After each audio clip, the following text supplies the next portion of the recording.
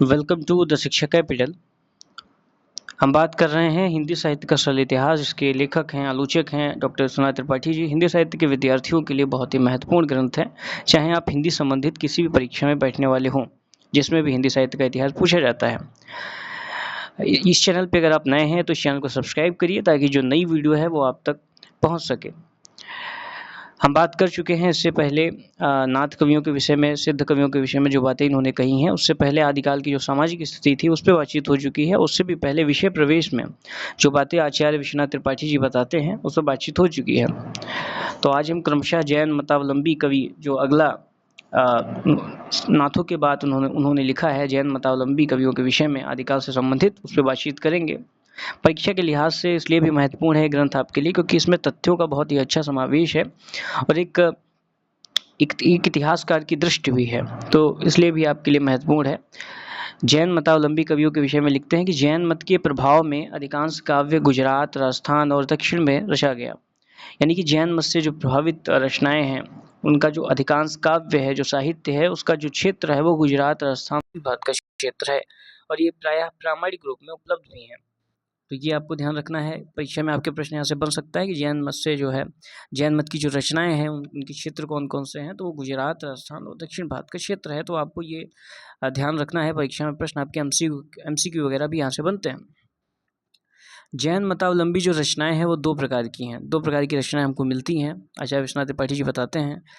एक, जिनमें नाथ सिद्धों की तरह अंतःसाधना, उपदेश, नीति, सदाचार पर बल और कर्मकांड का खंडन है। जैसा कि आपको पता है, जब हमने नाथों की बात की, सिद्धों की बात की, तो वहाँ पे क्या था, अंतःसाधना, उपदेश, नीति, सदाचार पर बल और कर्मकांड का खंडन, ये प्रवृत्तियाँ थी वहाँ की। तो वही प्रवृत्तियाँ हमको जैन मतावलंबी रचनाओं, जो दो प्रकार की रचनाएं हैं उनमें से एक प्रकार की रचनाएं जो है वो नाथ सिद्धों की तरह हैं। यानी कि वो जो प्रवृत्तियाँ हैं वो यहाँ पे भी देखने को मिलती हैं। तो ये आपको ध्यान रखना है। ये प्रायः दोहों में रचित मुक्तक हैं, यानी कि जो उनकी शैली है, जो छंद, किस छंद में रचा गया है, तो वो यहाँ पे बताया गया। परीक्षा में यहाँ से भी आपके प्रश्न बनते हैं। तो एक तो इस तरीके की रचनाएं जैन मतावलंबी रचनाकारों की मिलती हैं। दूसरी, जिनमें पौराणिक जैन साधकों की प्रेरक जीवन कथा या लोक प्रचलित कथाओं को आधार बनाकर जैन मत का प्रचार किया गया है। जैन पौराणिक काव्य एवं चरित काव्य इसी श्रेणी के काव्य हैं। तो एक तो इस तरीके के काव्य हैं जिसमें नाथ सिद्धों की तरह जो प्रवृत्तियाँ हैं, जो नाथ सिद्धों की देखने को मिलती थी, वो यहाँ पे भी हैं। दूसरी जो रचनाएं हैं उसमें पौराणिक जीवन, जैन साधकों की प्रेरक जीवन कथाएं हैं, जिसमें जैन मत का जो है प्रचार किया गया है। जैन पौराणिक काव्य और चैत्र काव्य जो है वो इसी श्रेणी की रचनाएं हैं, इसी श्रेणी के काव्य हैं। तो ये आपको ध्यान रखना है। तो ये दो तरीके की जो है जैन मतावलंबी रचनाकार रचनाएं कर रहे थे। ये दोनों चीज़ें आपको ध्यान रखनी है। आगे विश्वनाथ त्रिपाठी जी बताते हैं कि जैन आचार्य हेमचंद्र, इनका जो समय है 12वीं शती है, इनका ग्रंथ है प्राकृत व्याकरण। तो जैन आचार्य हेमचंद्र के प्राकृत व्याकरण और मेरुतुंग, जिनका समय 13वीं शती है, की प्रबंध चिंतामणि में जैनेतर रचनाएं भी संकलित हैं। तो एक महत्वपूर्ण तथ्य जो आपको यहाँ पे ध्यान रखना है कि जैन आचार्य हेमचंद्र, इनका समय 12वीं शती है, क्योंकि समय भी रचनाकारों का पूछ लिया जाता है। इनका जो ग्रंथ है वो प्राकृत व्याकरण है और मेरुतुंग का जो ग्रंथ है वो प्रबंध चिंतामणि है। तो इस तरीके से आपको ग्रंथ के साथ संबंधित जो रचनाकार है उनका नाम ध्यान रखना है।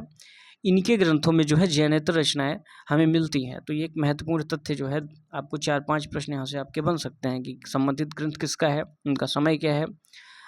इसके साथ ही साथ जैनेतर रचनाएं जो हैं वो किन ग्रंथों में मिलती हैं, इस तरीके कई प्रश्न आपके यहाँ से बन सकते हैं। तो इसीलिए ये पुस्तक जो भी है वो आपके लिए महत्वपूर्ण है, ये वीडियो आपके लिए महत्वपूर्ण है, ताकि जो है आप पुस्तक अगर आप नहीं भी पढ़ पाते हैं तो इस वीडियो से आपका काम हो जाएगा।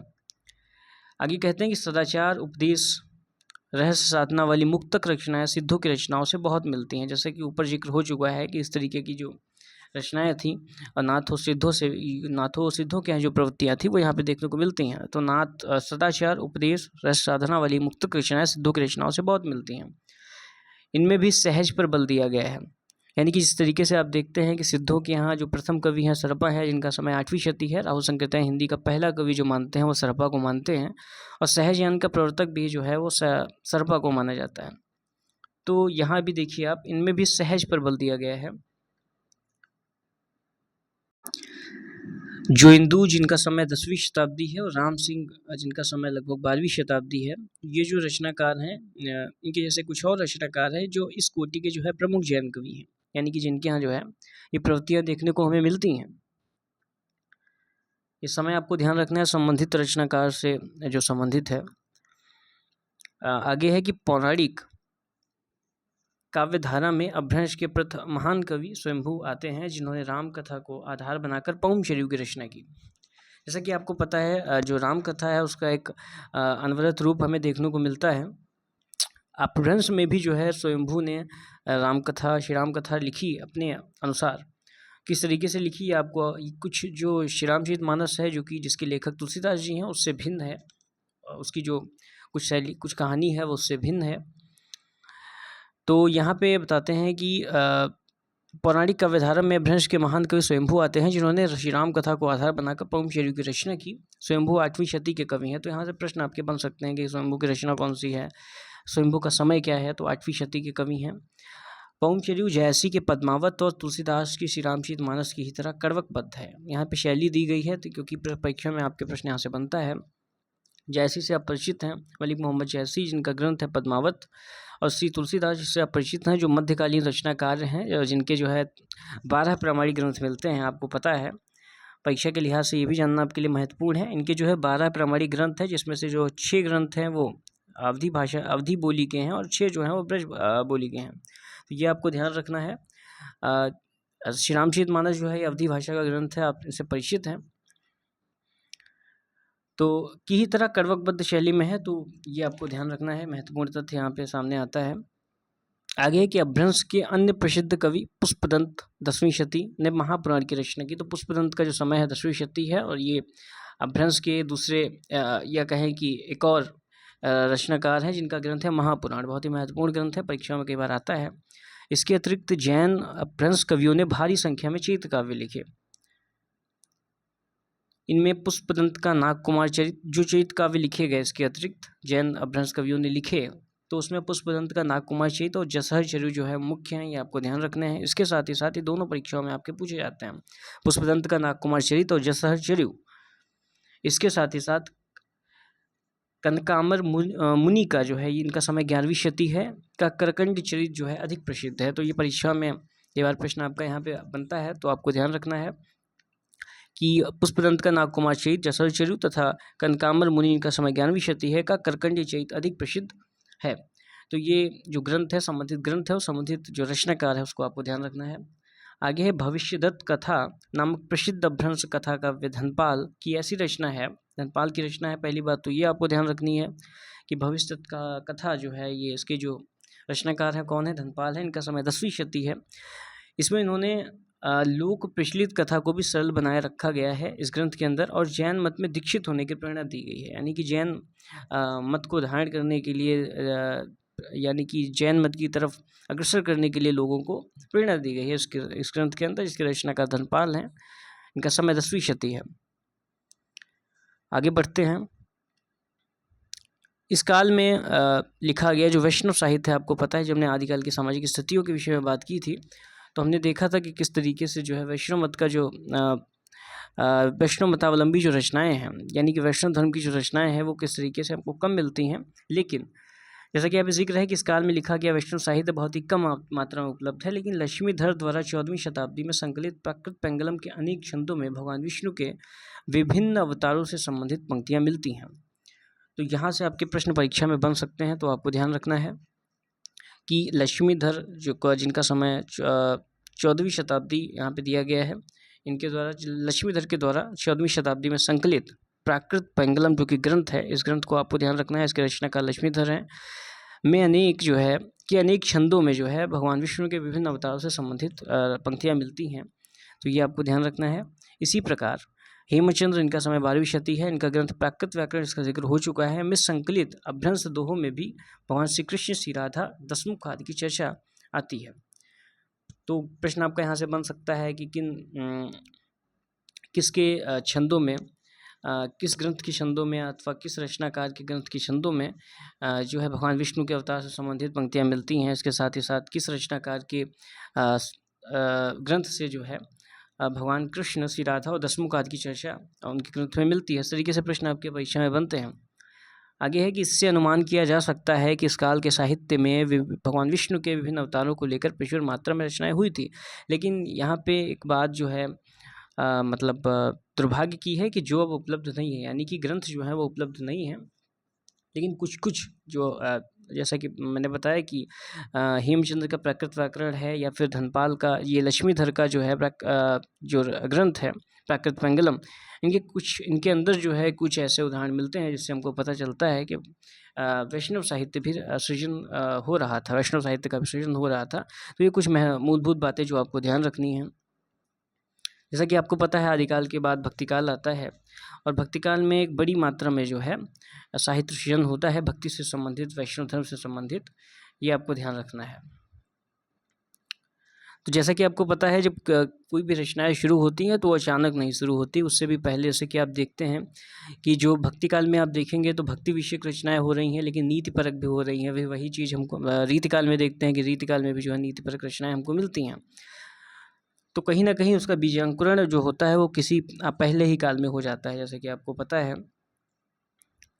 आगे है कि बहुत कुछ यही स्थिति श्रृंगार परक लौकिक काव्यों की भी है, यानी कि जो दूसरे तरीके के श्रृंगार परक लौकिक काव्य भी हैं उनकी दशा कुछ इसी तरीके से, स्थिति कुछ इसी तरीके से ही है। क्योंकि यहाँ पे ग्रंथ तो जैसा कि आप देख रहे हैं लिखा है कि सौभाग्यवश राहुल वेल जिनका समय 11वीं शती है, जिसका समय 11वीं शती है, और संदेश रासक जिसका समय 13वीं शती है, नामक 2 शुद्ध लौकिक श्रृंगारी काव्य प्रामाणिक तौर पर उपलब्ध हो गए हैं। तो स्थिति वैष्णव साहित्य जैसी है, लेकिन यहाँ पे अच्छी चीज़ ये है कि मतलब 2 ग्रंथ जो हैं, यानी कि राहुल वेल जिसके कवि है, जिसके रचनाकार रोड़ा कवि हैं, और संदेश रासक जिसके रचनाकार जो हैं वो अब्दुल रहमान हैं, जिस अध्ययमाण भी कह सकते हैं आप, इनके दोनों नाम हैं।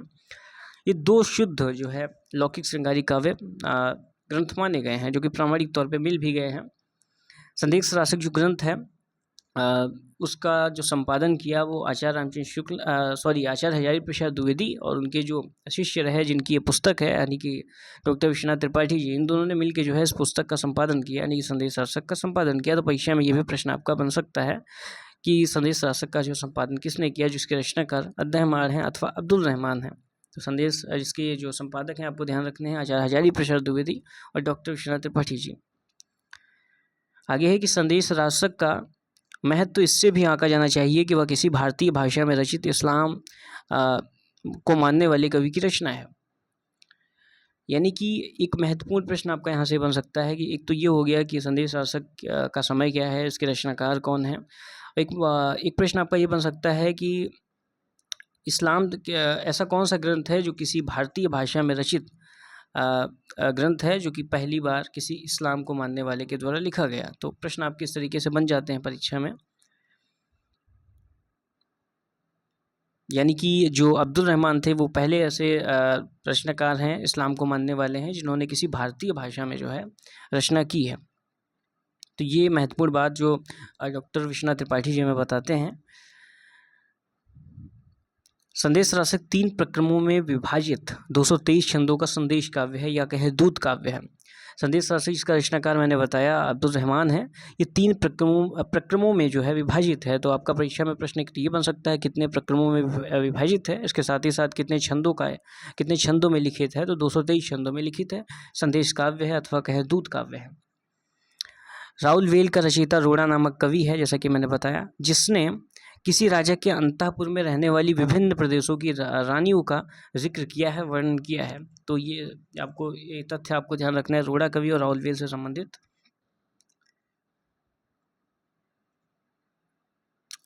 आगे बढ़ते हैं। प्राकृत पेंगलम के छंदों को देखने से पता चलता है कि आश्रयदाता राजाओं को आधार बनाकर काव्य रचने की परंपरा भी इस काल में विद्यमान थी। जैसा कि मैं कह चुका हूँ कि आदिकाल में जो है, आदिकाल को कुछ आलोचकों ने चारण काल भी कहा है। चारण यानी कि भाट, यानी कि कुछ रचनाकार जो राज दरबार में उपस्थित रहते थे और राजाओं के उत्साह के लिए, राजाओं की प्रशस्ति के तौर पे कई सारे ग्रंथों का सृजन करते थे। अगर आप देखें जो पृथ्वीराज रासो ग्रंथ है जिसके रचनाकार चंद्रबरदाई हैं, तो पृथ्वीराज चौहान से संबंधित वो ग्रंथ है जिसके अंदर उन्होंने किस तरीके से चंद्रबरदाई ने जो है सेना के लिए, राजा के संबंधित उत्साह के लिए, प्रशंसा के लिए उसमें चीज़ें लिखी हैं। तो ये चीज़ आगे चल के आप देखते हैं भक्तिकाल के बाद रीतिकाल में आपको ये चीज़ देखने को खूब मिलती है, जैसे कि भूषण हैं अथवा बिहारी हैं, ये तमाम रचनाकार हैं, तमाम अलग अलग जगहों पे राजाओं के जो दरबार में दरबारी कवि थे और काव्य सृजन करते थे।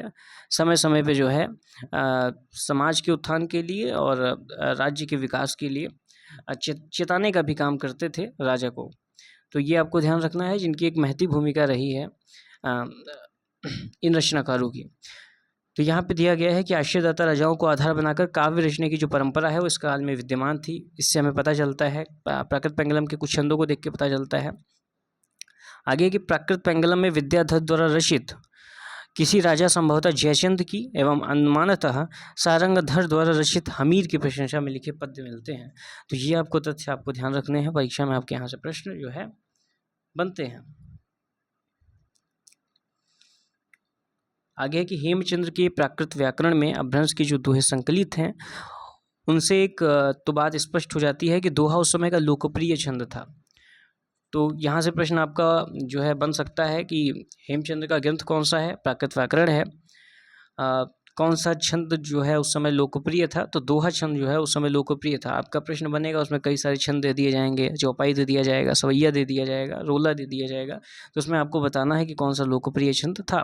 दूसरे तो एक तो प्राकृत व्याकरण से बात स्पष्ट हो जाती है कि दोहा जो था उस समय का लोकप्रिय छंद था, और दूसरा कि वीरता और श्रृंगार नीति विषयक दोहों में रचित कृतियाँ भी लोकप्रिय थी। तो ये बात आपको ध्यान रखनी है। इन दोहों की अभिव्यक्ति इतनी निश्चल और सहज है कि इन्हें लोक साहित्य की कोटि में रखा जा सकता है। तो ये एक महत्वपूर्ण बात जो आपको ध्यान रखनी है, जो दोहों से संबंधित एक महत्वपूर्ण बात यहाँ पे है वो आपको ध्यान रखनी है कि दोहा, पद्धड़िया, गेयपद, ये तीन जो हैं ये अपभ्रंश काल के प्रमुख छंद हैं। तो यहाँ से आपका परीक्षा में जो है प्रश्न बन सकता है कि कौन कौन से अपभ्रंश काल के प्रमुख छंद हैं। अपभ्रंश भाषा यानी कि हिंदी के पहले की भाषा। तो दोहा, पद्धड़िया और गेयपद ये तीनों आपको ध्यान रखने हैं। यहाँ पे इस वीडियो के अंदर उन्हीं चीज़ों का समावेश करने का प्रयास किया गया है कि जो चीज़ें आपकी परीक्षा के लिहाज से महत्वपूर्ण है, जहाँ से परीक्षा में आपके प्रश्न बनते हैं। तो दोहा, पद्धड़िया और गेयपद ये अपभ्रंश काल के प्रमुख छंद हैं। आपके परीक्षा में प्रश्न बन जाएगा कि कौन सा निम्नलिखित में से कौन सा छंद जो है अपभ्रंश काल का प्रमुख छंद नहीं है। तो ऑप्शन आ जाएंगे, दोहा है, पद्धड़िया है, फिर गेयपद है, फिर आपको दूसरा कोई दे दिया जाएगा, सवैया दे दिया जाएगा, चौपाई दे दिया जाएगा, रोला दे दिया जाएगा। तो इस तरीके से आपको बताना है कि कौन से प्रमुख छंद हैं। तो दोहा, पद्धड़िया और गेयपद जो है ये अपभ्रंश काल के प्रमुख छंद हैं। तो आज हमने बात की जैन मतावलंबी रचनाकारों के विषय में। इसमें हमने तमाम रचनाकारों की बात की, इसके साथ ही साथ उनसे संबंधित ग्रंथ की बात की, और उनके जो ग्रंथ हैं यानी कि जैन रचनाकारों के जो ग्रंथ हैं वो किस तरीके के हैं। जैसे कि हमने देखा 2 तरीके के हैं, एक में नासिद्धों की तरह जो प्रवृत्तियाँ हैं वो मिलती हैं, और एक में जो है पौराणिक काव्य या चरित्र काव्य कह लें, उस श्रेणी के जो है ग्रंथ जैन पौराणिक काव्य और चरित्र काव्य, इस श्रेणी के जो है रचनाकारों की जो है रचनाएं इस तरीके की मिलती हैं।